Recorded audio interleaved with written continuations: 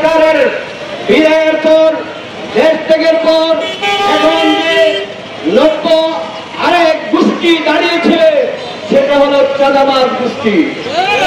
চাঁদাবাজ 11 মাস করতে করতে এখন তারা সন্ত্রাসী পর্যায়ে চলে গেছে।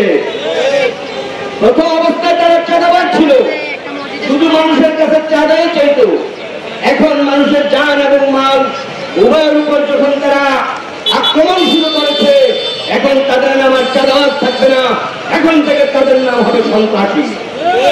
কারণ কোন লোকের জান এবং মালের উপরে যখন আক্রমণ হয়, তখন তার নাম হয়ে যায় সন্ত্রাস। এই সন্ত্রাসীদেরকে আমরা ঠেকাতে হবে। তাদেরকে আমরা বলবো, সময় থাকতে তারা যাতে শুধরিয়ে যায়।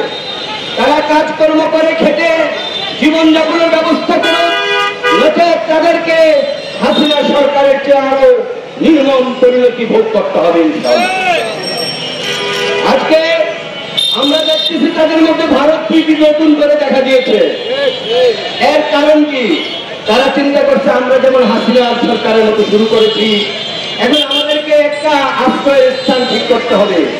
হাসিনা সরকার যেখানে তাদের আশ্রয় স্থান ঠিক করেছে ভারত, তারাও এখন সে ভারতকে তাদের পরবর্তী আশ্রয় স্থান হিসেবে তারা এখন থেকে ভারত প্রীতি দেখানো শুরু করেছে। আমরা বুঝে নিয়েছি যে আপনারাও পালানোর রাস্তা ঠিক করেছেন। অতএব এখনো সময় আছে। যে দলের কর্মীরা এ ধরনের কাজ করতেছে, সে যে হোক না কেন, সে দেশের নাগরিক আমরা মনে করি না। কারণ কোন সন্ত্রাসী দেশের নাগরিক হতে পারে না।